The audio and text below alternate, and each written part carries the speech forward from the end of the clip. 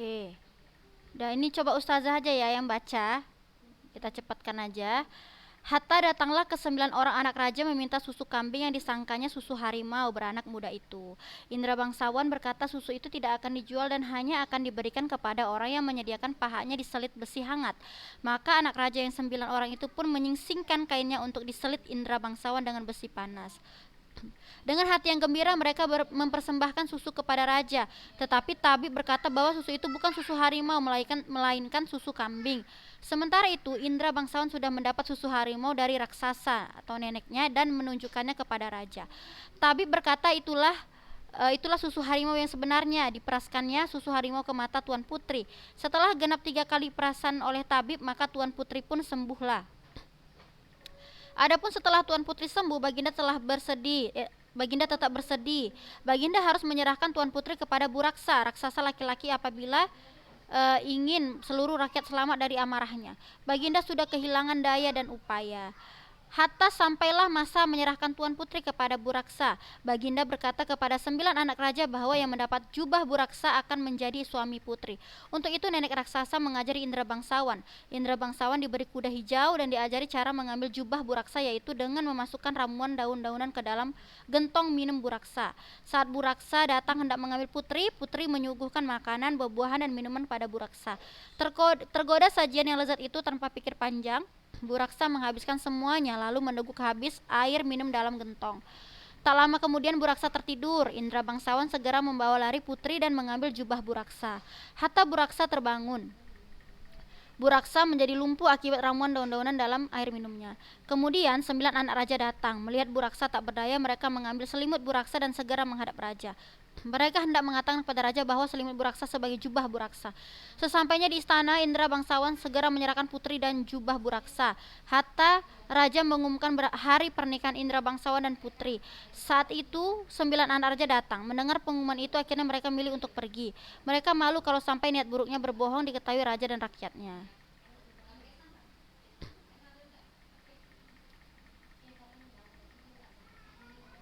Oke anak-anak ustazah, ada yang udah paham belum ceritanya? Memang ini bahasanya berbelit-belit, namanya dia cerita lama ya kan, hikayat. Coba, ada yang paham gak dengan ceritanya? Coba buka mic-nya.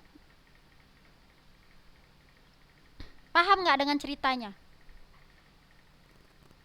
Enggak. Nah, jadi sebenarnya ini ceritanya tentang itu tadi ya, ada dia misalnya tentang kerajaannya, yaitu ayahnya si Indra bangsawan dengan si Syahper itu kan kalau zaman dahulu itu kan dia apa namanya, pergantian pemimpin, pergantian raja ya kan dari anaknya. Jadi kedua anak ini tadi nantinya yang akan menjadi raja, tetapi dipilih apakah Indra bangsawan atau Syahperi ya kan. Nah, tapi kan dikasih syarat kalau memang mau menentukan siapa yang berhak menjadi raja, maka mereka harus pergi kemana tadi katanya, ada yang tahu nggak? Nih, coba ada yang tahu nggak mereka dikasih titah apa, dikasih perintah apa supaya bisa jadi raja? Mencari buluh perindu. Buluh perindu apa artinya? Apa artinya nak? Kekasih lah ya kan. Paham nggak? Istri, disuruh mencari istri, jodoh, paham kan? Iya. Paham lah kalian pasti itu. Lalu Syahperi dia sudah menemukan istrinya, maksudnya menemukan calon istrinya, jodohnya, yaitu Putri Ratna. Ya, itu tadi namanya kan. Putri mana tadi ya, Syahperi, nama Putri Ratnasari ya kan, yang dikeluarkannya dari sebuah gendang. Jadi memang istilahnya kalau kita kaitkan dengan kehidupan kita sekarang ini, ceritanya itu nggak masuk akal ya kan. Nah itulah tadi, namanya udah tercampur lah dia ini, cerita-cerita zaman dahulu kala ya kan. Jadi begini, makanya kita ambil itu kan hanya segi nilai-nilainya aja. Inilah contoh dari hikayat. Beda dia dengan cerita pendek ya kan. Kalau cerita pendek dia kata-katanya nggak susah kayak gini. Ini katanya campuran. Ada dia kata-kata hatta. Hatta itu bahasa Arab ya? Siapa yang tahu? Bahasa apa itu? Hatta, ya kan? Sampai artinya kan? Iya, karena kan itu tadi Ustazah bilang kalau belajar sejarah pasti kalian tahu mengapa cerita ini ada, ya kan? Nanti panjang pula kalau kita ceritakan sini. Udah, makanya ada campuran kata hatta, ya kan? Lalu juga menurut kalian ini kata-katanya berbelit-belit atau tidak? Iya, berbelit-belit, ya kan? Berbelit-belit. Nah, itulah dia ciri khas dari hikayat, cerita rakyat yang sudah lama. Tapi kalau dia yang udah modern kayak cerita pendek, novel-novel itu dia nggak kayak gini lagi ceritanya. Udah bahasanya pun bahasa yang modern. Oke, jadi tadi kan Syahperi udah jumpa kan sama jodohnya. Kalau si Indra Bangsawan udah jumpa belum sama jodohnya? Yaitu namanya siapa?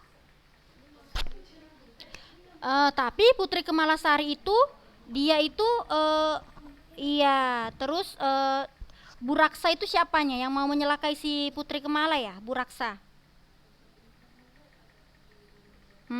Buraksa. Nah, jadi Ananda tadi ada kan kata si hutan di sini. Setelah mendengar kata-kata Baginda, si hutan pun pergi mengambil seruas bulu yang berisi susu kambing. Si hutan ini tahu nggak kalian ini siapa? Enggak. Ini, jadi si Indra Bangsawan itu tadi dia menyamar. Jadi itu ceritanya. Jadi cerita ini memang harus dibaca beberapa kali, ya kan? Nggak cukup 2 kali pun. Tuh, cuman karena saya sudah sering membacanya, karena kan Ustazah dulu sebelum mengajar kakak-kakak kan di kelas 10 sebelum kalian. Jadi si hutan di sini adalah si apa tadi? Si Indra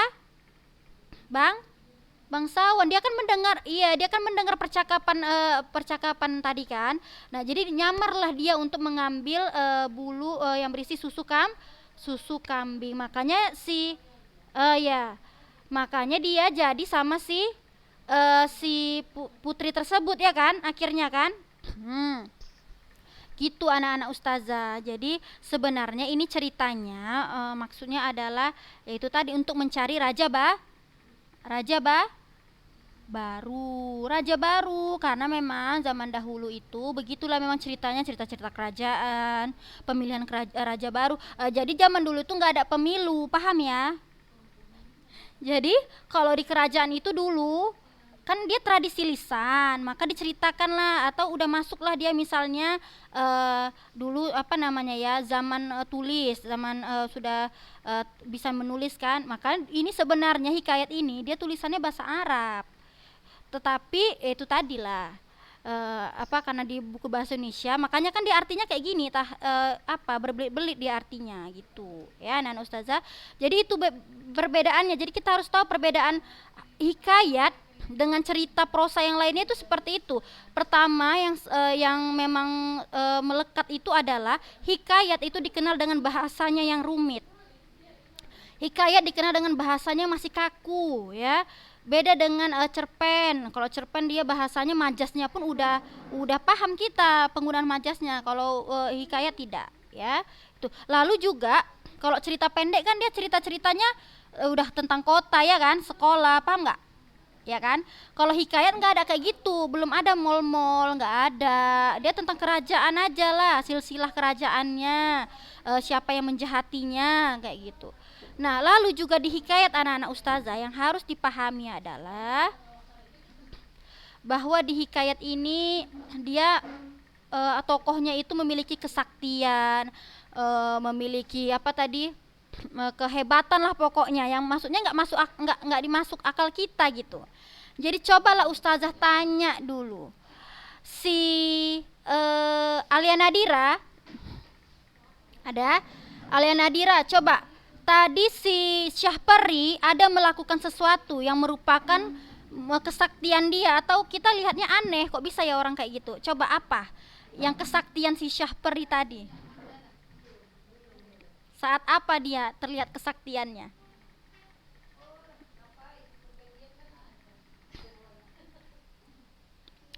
Ada nggak waktu dia jumpa sama si Putri Ratnasari tadi lah, ada dia dikeluarkannya dari mana gitu si Putri tadi.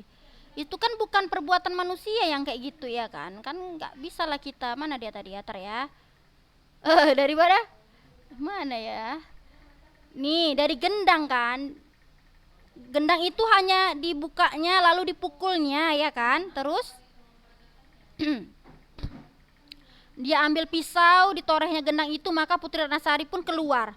Coba kalau di manusia yang sekarang, kita yang sekarang bisa nggak seperti itu? Nggak ada kan?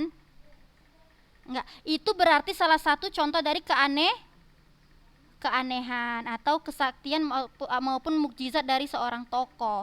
Nah, tapi ini jangan terlalu dihayati, inilah contohnya. Memang begitu kita menganalisis ya anak-anak ustazah ya. Kayak ada suara geluduk ya, kayaknya ya. Suara apa itu ya? Nggak tahu pula. Kayaknya di sini belum nggak ada geluduk lah. Iya, dengar kalian ada suara geluduk. Dengar, tamu ngapain tadi tuh nggak ngerti.